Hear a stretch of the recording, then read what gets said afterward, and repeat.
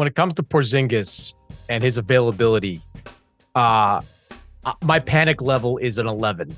If I was, as a Celtics supporter, I would make my panic level an 11 because, look, his value is incalculable to me. Like, I know they're 30-5 during this season without Porzingis, 9-1 in the playoffs without Porzingis. But all you have to do is watch the first 2 games of the series to see just how valuable he is. I mean, he won game 1 for them, right? Like, it was 37-20 at the end of the first quarter. Porzingis had 11 points in that game. Yeah, the Mavs made it close in the third, but that game, for all intents and purposes, was won in the first half, and that was all Porzingis. A little bit less effective. A little bit less effective in game 2, but he still got his points, still had some rebounds, still was a menace, defending shots at the rim.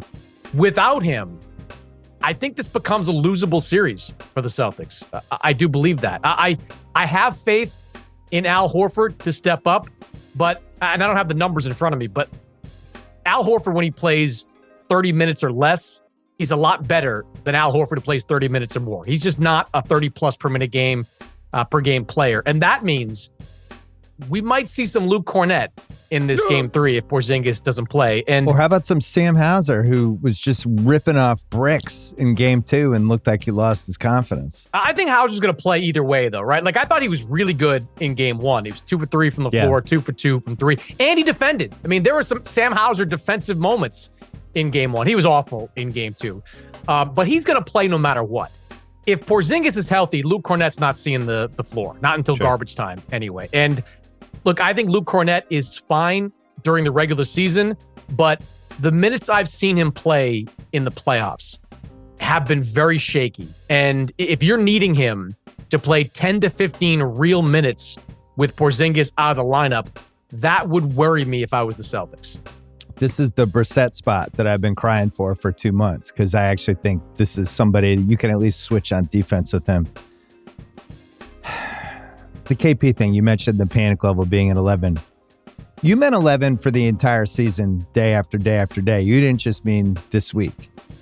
This is a constant thing of every game you get through where Porzingis is healthy, you feel great if you're a Celtic fan. And the irony of that game on Sunday night was the game probably should have been over 5 different times. And each time Boston just couldn't land the knockout blow. That was why it was weird doing the podcast that night with Russell, because I was like trying to not be negative. The Celtics are up 2-0. They're 78-20, and we're nitpicking on, Tatum, I didn't love his shot selection.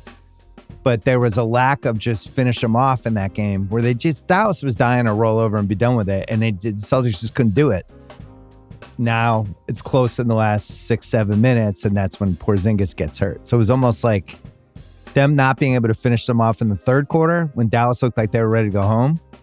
And Kid put out Luka and Kyrie together when he normally rested them, because he knew, like, this, if I don't save these 2 minutes here, we're done anyway. And then the Celtics can't finish him off. So I'm with you. They bring him in. He changes the game. He just makes it weird. He changes what Dallas wants to do offensively. He takes away their lobs. He creates these mismatches on the other end. And even in the 6 plays when he was hurt before they took him out, Kyrie had that layup. Russell and I talked about it Sunday, that KP was coming behind and just blocking against the backboard in game 1. And in game 2, he didn't want to jump, and Kyrie got the layup. And it's those little moments like that if I'm Dallas, I'm like, all right, that guy's now gone.